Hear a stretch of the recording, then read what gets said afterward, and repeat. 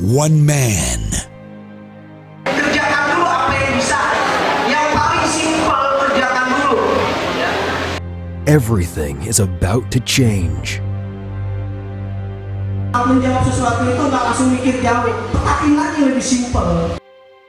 No one is born a hero. You will believe in miracles.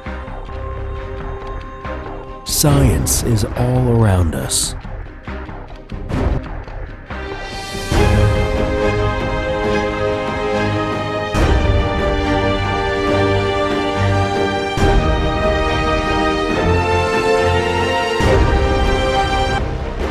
For the better.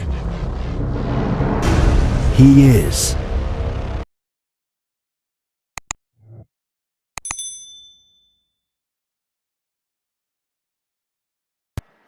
Assalamualaikum warahmatullahi wabarakatuh. Salam. Jumpa lagi dengan saya Adam Buana. Pada kesempatan ini saya akan melanjutkan pembelajaran kita mengenai data mining.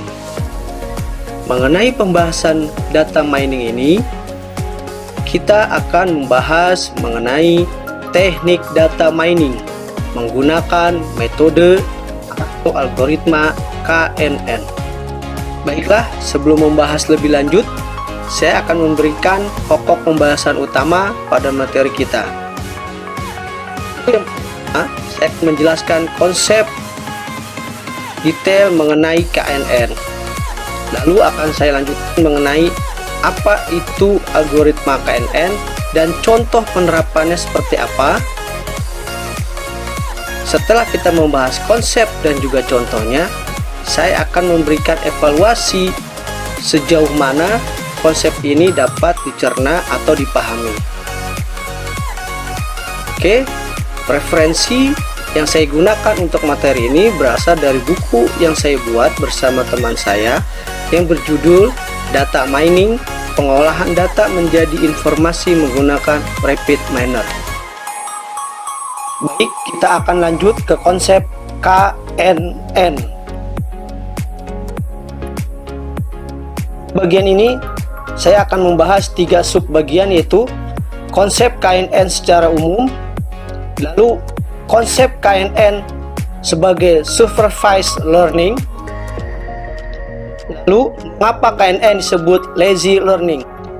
Berdasarkan katanya, KNN adalah itu adalah jumlah tetangga yang paling dekat, lalu yang kedua adalah nearest terdekat, dan N yang paling belakang adalah neighbors, itu tetangga. Jadi menurut definisi adalah metode untuk mengelompokkan atau mengklasifikasi terhadap objek berdasarkan data pembelajaran yang jaraknya paling dekat dengan objek. Baik, kita lanjut ya ke berikutnya. Lalu saya lanjut pada yang kedua, yaitu mengapa KNN disebut supervised learning. Berdasarkan pengertian umum supervised learning, bahwa adalah data pembelajaran yang telah diberikan label. Jadi ada labelnya pada datanya tersebut. Nah, berhubungan dengan KNN, query yang diklasifikasikan berdasarkan mayoritas pada kategori tersebut. Lalu, yang ketiga, mengapa KNN disebut lazy learning? Disebut lazy learning karena KNN tidak melakukan pembedaan antara query dengan data yang ada. KNN hanya membandingkan data yang ada dengan query. Jadi seluruh data dibandingkan. Jadi dia tidak melakukan pembedaan sendiri atau mempunyai fungsi pembedaan sendiri. Lalu lanjut ke konsep KNN. Jadi pada intinya KNN itu mencari kelompok K ya, jumlah tetangga yang dekat, objek dalam data training. yang paling dekat. Jadi mencari jumlah K yang paling dekat pada data training dengan objek pada data baru. Jadi kalau ada data testing baru, dia akan mencari ini K yang paling dekat.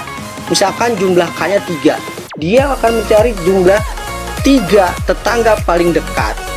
Lalu dari situlah bisa disimpulkan, bisa dihasilkan kesimpulan dia seperti apa hasilnya. Oke, di nearest neighbor, pendekatan untuk mencari kasus menghitung kedekatan antara kasus baru dengan kasus lama berdasarkan bobot kedekatan dari sejumlah fitur yang ada. Nah, ini adalah rumus untuk mencari jarak antara dua titik atau dua tetangga tadi yang kita bilang dua tetangga. Kalau dilihat dasarnya bahwa D itu adalah jaraknya, ya, data training itu adalah X-nya, data testing itu adalah Y-nya. Secara rumus mungkin ribet ya. Oke, nanti akan lebih jelas dijelaskan menggunakan contoh sederhana. Baiklah, selanjutnya adalah kita akan membahas algoritma KNN. Langkah pertama adalah kita tentukan dulu parameter K-nya, berapa jumlah tetangga paling dekatnya yang akan kita tentukan. Lalu langkah kedua, kita akan menghitung jarak Euclidnya, jarak dari data, ya, dari data yang ada terhadap jarak dari query yang ingin diperiksa, ya. Jadi masing-masing objek terhadap data sampel yang diberikan itu akan dihitung jaraknya satu-satu. Lalu dari masing-masing jarak itu diurutkan. Jadi kita dapat mengurutkan jarak Euclid yang paling terkecil, ya. Lalu setelah diurutkan kita dapat ranking. Nah, kita akan lakukan rankingan. Jadi kita akan melihat dari mulai 1 sampai berapa nanti dapat hasil rankingnya. Lalu akan kita lihat, ya, sesuai dengan jumlah K-nya. Kalau kita tadi menggunakan jumlah K-nya 3, maka kita akan mendapatkan ranking, mendapatkan hasil 3 Euclid yang terdekat. Dari situ untuk mengklasifikasi KNN-nya. Jadi dari mayoritas K yang tadi yang digunakan untuk klasifikasi itu akan bisa didapatkan prediksi terhadap query yang akan dihitung. Jadi query yang dihitung dia akan mendapatkan hasilnya, prediksinya apa. Seperti itu. Lalu kita lihat contoh, ya. Kalau tadi kita baru melihat rumus, mungkin masih sedikit bingung. Lalu kita lihat lagi algoritma, sedikit ada penjelasan. Nah, dengan contoh ini akan menjadi lebih jelas. Kita akan ada file Microsoft berikut. Sesuai dengan algoritma yang telah kita bahas sebelumnya, langkah pertama adalah kita menentukan parameter K-nya. Di sini kita tentukan parameter K-nya adalah 3.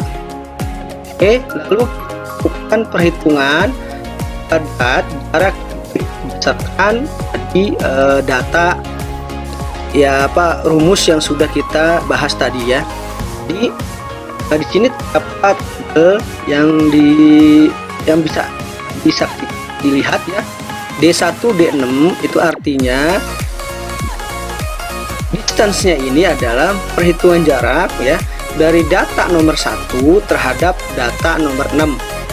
Data nomor 6 itu adalah query yang akan kita lihat keputusannya apa. Jadi distance-nya itu 1. Nah, hitungan rumus jarak kuadrat dari Euclid dari 2 titik. Oke, ya. 1 dengan D6. Jadi D61 itu maksudnya adalah data ke-6 untuk semester 1, ya. D11 itu adalah data pertama untuk semester 1, ya. Terus berikutnya D62 adalah nomor 6 untuk semester 2, berikutnya juga semester 3, 4 sampai 5. Nah, didapatkan jumlah kuadratnya, hasilnya adalah 1 berikutnya seperti itu dari D1 D6. Jadi kalau menghitung data Euclidnya dari D2 D6, ya udah, jadi dari D61 sampai D21 ditambah, ya, dikuadratkan lalu ditambah berikutnya seperti itu. Baiklah, Baiklah, di sini sudah saya buat rangkumannya ya. Rangkumannya dalam bentuk Excel biasa seperti ini. Dan awalnya sebelum kita lakukan algoritma ya, tugasnya adalah bagian yang ke-6. Nah, putusannya seperti itu. Jadi setelah kita algoritma step pertama kita keduanya adalah menentukan cara query-nya ya, cara query dengan yang ada, dan lalu berikutnya adalah urutan, yaitu melakukan rankingan dari nilai distance yang terkecil. Distance terkecil ranking 1, yang kedua 1,66, yang ketiga 1,76. Lalu kita dapatkan rankingnya seperti ini. Karena hanya sama dengan 3, kita hanya mengambil 3 saja, ranking 1, 2, 3. Kita lihat kembali kelulusannya. Ranking 1 itu 3, keputusannya adalah 4. 2 nomor 1 keputusannya tepat waktu, dan 3 ranking 3 nomor 4 keputusannya adalah tepat waktu. Lalu di terakhir algoritma adalah ambil mayoritasnya. Mayoritas adalah waktu. Jadi agrokodir keputusannya adalah tepat waktu. Kita akan mencoba menyimpulkan algoritma KNN ini memiliki kelebihan, yaitu pertama, dia tangguh terhadap training data yang noisy. Jadi dia membandingkan seluruh data, jadi dia tangguh dan lebih efektif lagi kalau data trainingnya itu besar. Oh ya, kelemahannya ada 3. Jadi harus ditentukan dulu nilai parameter K-nya berapa, ya. Lalu yang jadi permasalahan kedua adalah kelemahannya untuk pembelajaran jaraknya itu tidak jelas apa yang harus digunakan, ya kan? Dan juga atribut yang harus digunakan untuk mendapatkan hasil yang terbaik. Lalu biaya komputasinya cukup tinggi karena perhitungan setiap jaraknya, sampel ujinya juga itu memerlukan komputasi lebih tinggi. Jadi komputasinya memakan resource, jadi cukup tinggi. Setelah semua selesai pemaparan, seperti yang saya bilang di awal, saya akan lakukan evaluasi ya. Evaluasi dapat Anda lihat atau menuju link berikut ya. Di sana ada berbentuk pilihan ganda dan esai. Lalu inilah referensinya. Jika Anda ingin melihat referensi yang akan digunakan, ini linknya. Terima kasih. Sampai ketemu lagi di pertemuan dan materi berikutnya. Salam sehat selalu.